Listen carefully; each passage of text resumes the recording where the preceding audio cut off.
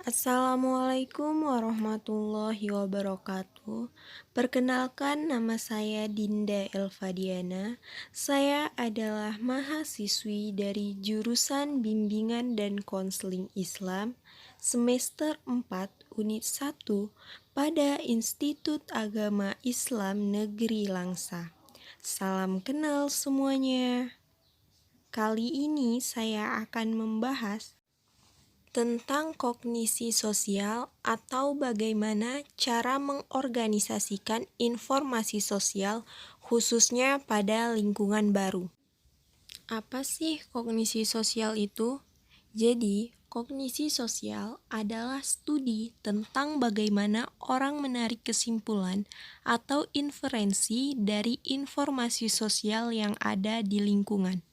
Yang mana riset tentang kognisi sosial ini membahas cara bagaimana orang membuat penilaian sosial terhadap individu atau kelompok sosial lain, tentang peran sosial dan tentang pengalaman mereka sendiri dalam setting sosial.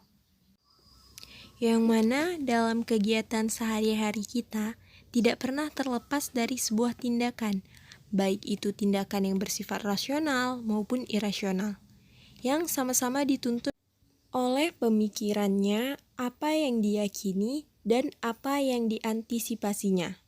Bagaimanapun anehnya perilaku manusia, suku, atau bangsa, perilaku itu membawa mereka dan memberikan makna sendiri bagi mereka.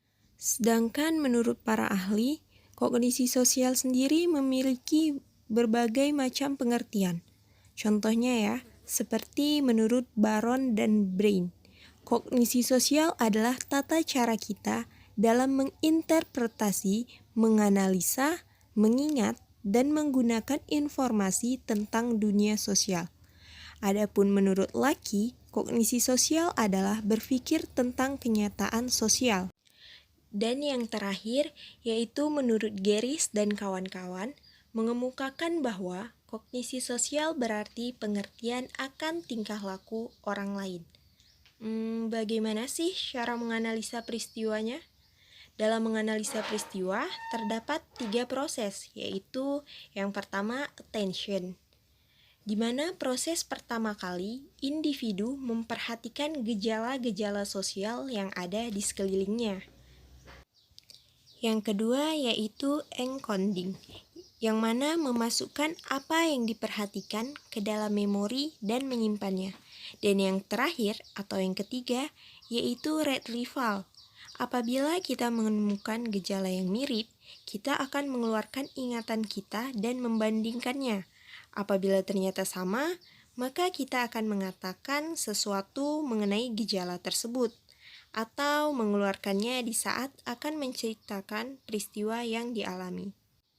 Pembahasan terkait kognisi sosial ini di mana sih sering munculnya atau dipermasalahkannya?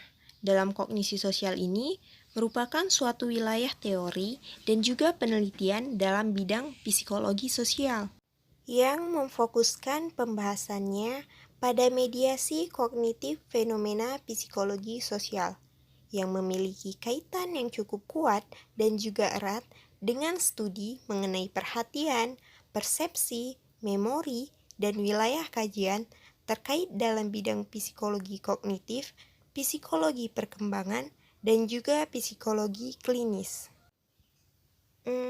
Dalam kognisi sosial, pastinya berkaitan dengan dunia sosial atau lingkungan yang baru, di mana kita sebagai manusia pasti berpikir tentang orang lain, yang merupakan salah satu tugas besar di dalam kehidupan kita, yaitu sebagai manusia. Seringkali kita ingin memahami orang lain dengan mengenali sifat-sifat utamanya, memahami motif-motif besarnya, dan merasakan perasaannya. Pada saat yang sama juga, kita dapat memanfaatkan banyak waktu untuk memikirkan diri kita sendiri, mencoba menyelami watak perasaan, sifat atau motif kita, dan membandingkan keadaan diri kita yang sekarang dengan versi lain yang kita juga bayangkan. Bagaimana sih cara untuk membantu kita mengorganisasi informasi sosial atau lingkungan baru yang baru kita masuki atau kita ketahui. Kira-kira dengan apa sih kita dapat mengetahuinya?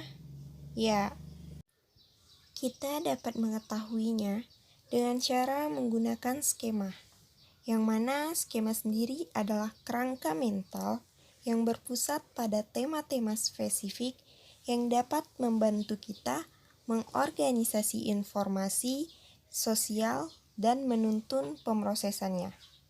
Sedangkan dalam otak kita sendiri, skema itu seperti skenario yang memiliki alur dan jalan cerita.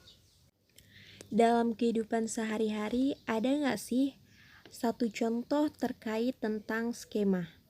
Ya, saya akan menjelaskan satu contoh terkait skema yang sering atau pastinya ada di sekitar lingkungan kita. Contohnya yaitu tentang tempat makan cepat saji seperti McD, KFC, dan lain-lain, yang membuat kita tahu bagaimana cara untuk makan di tempat tersebut. Sehingga ketika kita datang ke tempat tersebut, kita akan langsung ke kasir dan memesan makanan. Dalam kognisi sosial sendiri, apa sih yang dimaksud dengan skema? Atau dikenal dengan apakah istilah skema ini? Skema yaitu merupakan semacam kerangka maupun gambaran yang dapat membantu individu dalam mengorganisasikan informasi atau suatu fenomena yang diperhatikan oleh individu tersebut. Skema juga berisi pengetahuan tentang konsep maupun stimulus. Relasi antar berbagai pengalaman tentang konsep itu dan juga contoh-contoh spesifiknya. Dengan apa sih skema itu dibentuk? Ya, skema itu dibentuk oleh budaya, di mana tempat kita tinggal, dan begitu terbentuk, skema dapat berpengaruh pada beberapa aspek yang ada pada kognisi sosial, sehingga juga akan mempengaruhi perilaku sosial yang ada pada diri kita. Selanjutnya, macam-macam bentuk skema. Yang pertama yaitu skema tentang orang tertentu, yang kedua peran sosial, ataupun diri sendiri. Dan yang selanjutnya yaitu sikap terhadap objek tertentu, stereotip tentang kelompok tertentu, ataupun persepsi tentang kejadian umum. Skema dengan kejadian yang umum yang dinamakan dengan skrip, yang mana skrip adalah urutan standar dari suatu perilaku skema satu periode pada waktu tertentu. Contohnya yaitu skema pada restoran. Dalam penjelasan skema sendiri, ada juga yang dinamakan dengan skrip, yang mana skrip itu penting karena orang mengandalkannya untuk menginterpretasikan lingkungan, di mana setiap kali kita berhadapan dengan situasi baru, kita tidak coba memahaminya dari sudut pandang baru, tetapi kita mengandalkan pengetahuan yang telah kita punya. Skema itu sendiri terbagi menjadi 3 jenis. Yang pertama yaitu person, gambaran mengenai atribut-atribut atau ciri-ciri dari individu lain atau diri individu itu sendiri. Selanjutnya yang kedua yaitu roles, gambaran mengenai tugas dan peranan individu-individu di sekeliling kita. Dan yang terakhir yaitu events, yaitu gambaran mengenai peristiwa-peristiwa sosial yang dialami atau dilihat individu sehari-hari. Agar kita dapat berpikir tentang dunia sosial, skema dapat merupakan salah satu cara yang dapat membantu kita sebagai individu dalam mengorganisasikan informasi-informasi suatu fenomena yang diperhatikan individu. Skema juga dapat membantu kita mengenali aspek dari suatu situasi atau stimulus, dan skema menciptakan struktur dan penataan situasi. Dalam hal ini, skema sangat membantu kita untuk memproses informasi, di mana dalam skema sendiri berisi pengetahuan tentang konsep atau stimulus relasi antar berbagai pemahaman tentang konsep itu. dan contoh-contoh spesifiknya. Dan yang terakhir, yaitu cara untuk mengorganisasikan informasi sosial dengan menanamkan pada diri kita keyakinan self-efficacy yang merupakan faktor kunci sumber tindakan manusia. Apa yang kita rasakan, apa yang kita pikirkan dan percaya juga dapat mempengaruhi bagaimana cara kita bertindak dalam lingkungan sosial. Nah, itulah beberapa hal yang harus kita ketahui terkait kognisi sosial agar kita dapat mengorganisasikan informasi sosial. Semoga penjelasan yang sudah kita bahas pada podcast ini dapat bermanfaat bagi teman-teman semua. Saya Dinda Elvadiana, mohon undur diri. Wassalamualaikum warahmatullahi wabarakatuh. Sampai jumpa lagi.